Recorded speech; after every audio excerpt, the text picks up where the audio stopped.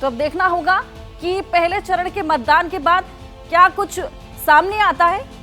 वही देखिए, डेटा के अंदर वाला डेटा ये बताता है कि 210 में से 77 सीट ऐसी हैं जहां या तो 1% या फिर 3% वाले वोट शेयर से कैंडिडेट आगे पीछे हैं। अब अगर वोटर का मन बदला तो वोट स्विंग हुआ तो फिर आंकड़े भी बदल जाएंगे। अब ओपिनियन पोल के इन्हीं स्विंग स्टेट्स और स्विंग वोटर की पड़ताल भी देख लीजिए।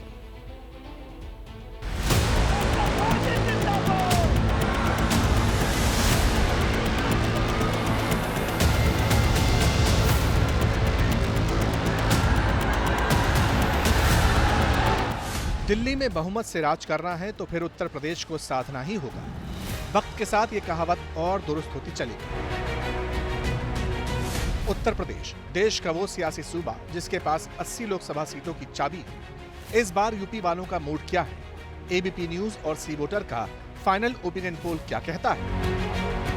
इन 80 सीटों में से जनता की राय किसकी तरफ जाती दिखाई दे रही है? सबसे पहले वोट प्रतिशत आपके सामने 51% वोट शेयर एनडीए को जाता यहां पर दिख रहा है और 38% वोट शेयर इंडिया गठबंधन को मिल सकता है। इसी के अलावा 4% पर बीएसपी अपना कब्जा कर सकती है और 7% वोट शेयर अन्य के खाते में जाता दिख रहा है। उत्तर प्रदेश की वोट शेयर के लिहाज से पूरी तस्वीर आपके सामने रख दी है मैंने। अब आगे बढ़ते हुए जरा इन्हें सीटों में अगर हम कन्वर्ट करें, क्योंकि 80 सीटें हैं और 80 सीटों में से किसे कितनी सीटें, तो देखिए आपके सामने वो आंकड़ा भी जल्दी से रख देते हैं और ये बताएगा आपको मूड क्या है यूपी का, उत्तर प्रदेश की जनता का मिजाज इस वक्त क्या कह रहा है। तो आंकड़ा आपके सामने अब रख देते हैं हम। 80 सीटों में से किसे कितनी मिल रही है, किसके खाते में कितनी जा रही है, तो ये देखिए 73 सीटें एनडीए को मिल सकती है। यहां पर इंडिया गठबंधन को महज 7 सीटों से ही संतोष करना पड़ेगा उत्तर प्रदेश में और मायावती की पार्टी यानी कि बीएसपी का खाता नहीं खुल रहा है सर्वे के मुताबिक। लेकिन बड़ी जीत दर्ज करते हुए 73 सीटों के साथ एनडीए गठबंधन यहां बाजी मारता हुआ दिख रहा है। एनडीए 73 और इंडिया अलायंस 7। कहने को तो बीजेपी के लिए नंबर्स काफी कन्विंसिंग नजर आते हैं, लेकिन अंदर की बात क्या है? डेटा के अंदर का माइक्रो डेटा क्या कहता है? क्या यूपी में सभी सीटों पर एनडीए को भारी बढ़त है? क्या यूपी में इंडिया अलायंस वाकई काफी पीछे छूट गया? उत्तर प्रदेश में कितनी सीटों पर कांटे की टक्कर हो सकती है? यूपी में 1% वोट से कौन कौन आगे है? क्या 3% मार्जिन वाली सीटों पर खेल हो सकता है? सूर्य की किरणें कल अयोध्या में राम लला के मस्तक का विशेष अभिषेक करेंगी, लेकिन घमंडिया गठबंधन के लोगों को राम मंदिर से भी परेशानी है। जो लोग कभी भगवान राम के अस्तित्व पर सवाल उठाते थे, वो आज राम मंदिर पर कैसी कैसी भाषा बोल रहे हैं। एक समुदाय के तुष्टीकरण के लिए इन लोगों ने प्राण प्रतिष्ठा कार्यक्रम का निमंत्रण ठुकरा दिया। बीजेपी की लाइन क्लियर है। विकास के साथ राम मंदिर का मुद्दा जनता तक पहुंचाया जा रहा है। बार बार उसकी बात हो रही है। वैसे रैली में आरोप प्रत्यारोप एक तरफ, लेकिन ओपिनियन पोल का डायसेक्शन करना भी जरूरी है। आखिर वो कौन सी सीटें हैं जहां क्लियर मैंडेट दिखता है? वो कौन सी सीटें हैं जहां नेक टू नेक फाइट है, सिचुएशन टाइट है? ये समझने से पहले यूपी के बीते 2 लोकसभा चुनाव के नतीजों पर नजर डाल लीजिए। 2014 के लोकसभा चुनाव में यूपी की 80 सीटों पर एनडीए का शानदार प्रदर्शन रहा। एनडीए को 73 सीटें मिली, जबकि समाजवादी पार्टी को 5 और कांग्रेस के खाते में 2 सीट गई। बीएसपी का खाता नहीं खुला। 2019 में समाजवादी पार्टी और बीएसपी साथ मिलकर लड़े। इसके बावजूद बीजेपी प्लस को 64 सीटों पर जीत हासिल हुई, जबकि समाजवादी पार्टी और बीएसपी को मिलाकर 15 सीट, जबकि कांग्रेस को सिर्फ 1 सीट हासिल हुई। अब 2024 के लोकसभा चुनाव का फाइनल ओपिनियन पोल एक बार फिर 2014 जैसे नतीजों का संकेत देता है। लेकिन यूपी को लेकर सर्वे क्या बताता है?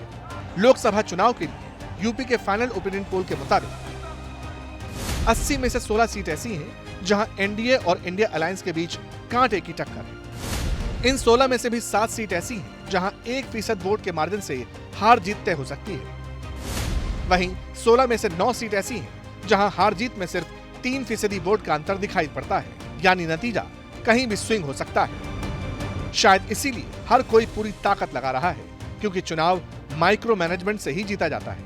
यूपी बड़ा राज्य है, सीटें सबसे ज्यादा है, इसीलिए वोटर्स को मैनेज और कन्विंस करने के लिए पार्टी और तमाम नेता स्ट्रैटेजी बनाकर काम कर रहे हैं। 400 पार नहीं, इस बार 400 हार होने जा रही है। भारतीय जनता पार्टी के प्रत्याशी जो मैनपुरी में आए हैं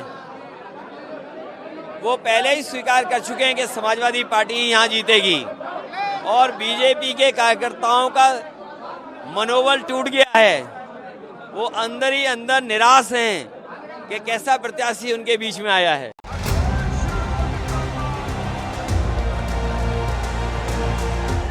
अखिलेश इस बार कांग्रेस के साथ चुनाव मैदान में है। जोर पूरा है और मैनपुरी से पत्नी डिंपल यादव ने पर्चा भी भर दिया। इस बार पूरे देश के लोग तैयार हैं भाजपा को हराने के लिए, क्योंकि जिस तरह के उन्होंने वादे करे और जिस तरह की व्यवस्थाएं कहा कि लोगों तक पहुंचेंगी, वो आज नहीं है। आज देश 1.5 लाख करोड़ के कर्ज में डूबा हुआ है। सरकार के पास राजस्व नहीं है, रेवेन्यू नहीं है, वो युवाओं को नौकरी नहीं दे पा रहे हैं, रोजगार नहीं दे पा रहे हैं। कहीं ना कहीं किसान भी हताश है। डिंपल कॉन्फिडेंट है अपनी जीत को लेकर, मगर कांटे वाली सीटें हैं कौन सी? 3% और 1% का खेला क्या है? यूपी का स्विंग फैक्टर क्या है, ये भी समझाते हैं। ये देखिए, ये बड़ी तस्वीर उत्तर प्रदेश के आपके सामने है। एनडीए 73 आप देख सकते हैं, जो गेरुए रंग में पूरा का पूरा ये ग्रिड आपको रंगा हुआ दिखाई दे रहा है, और नीले रंग में जो दिखाई दे रहा है 7 सीट पर समाजवादी पार्टी और कांग्रेस का गठबंधन साफ तौर पर आ गया है। ये 7 सीटें कौन सी है, गौर से देखिए। अंबेडकर नगर, जहां पर रितेश पांडे को बीजेपी ने टिकट दिया था, और गाजीपुर अफजाल अंसारी, जहां पर समाजवादी पार्टी के प्रत्याशी है। इसके अलावा घोसी, जो कि सुभाषपा को बीजेपी ने सीट दी है। मैनपुरी, डिंपल यादव यहां से चुनाव लड़ रही है। इसके अलावा कन्नौज, अभी सपा ने यहां से प्रत्याशी घोषित नहीं किया कन्नौज से, लेकिन बीजेपी के मौजूदा सांसद सुब्रत पाठक यहां से प्रत्याशी है। रामपुर की बात करें, देखिए आजम का गढ़, आजम खान जेल में है, पूरा परिवार जेल में, और बिना आजम के वहां पर चुनाव हो रहा है, लेकिन उसके बावजूद रामपुर में समाजवादी पार्टी आगे दिख रही है। इसके अलावा आजमगढ़, जहां से निरहुआ सांसद हैं भारतीय जनता पार्टी के, लेकिन समाजवादी पार्टी ने धर्मेंद्र यादव को यहां से चुनावी मैदान में उतारा है। लेकिन एक और बड़ी बात, ये तो सपा के लिहाज से देखिए पूरी तस्वीर सामने हुई, लेकिन आप देखिए 2 सीटें कांग्रेस के लिहाज से यहां पर बात करना चाहूंगा, रायबरेली और अमेठी। आप देखिए रायबरेली और अमेठी की अगर बात करें तो दोनों सीटें अभी भारतीय जनता पार्टी की फेवर में जाती हुई दिख रही है। पहला सीन यानी फर्स्ट सिचुएशन, एबीपी न्यूज और सी वोटर के फाइनल ओपिनियन पोल के मुताबिक यूपी में एनडीए जिन 73 सीटों पर जीतती दिख रही है, उसमें से 7 सीट ऐसी हैं जहां एनडीए इंडिया अलायंस के मुकाबले सिर्फ 1% वोट शेयर से आगे है।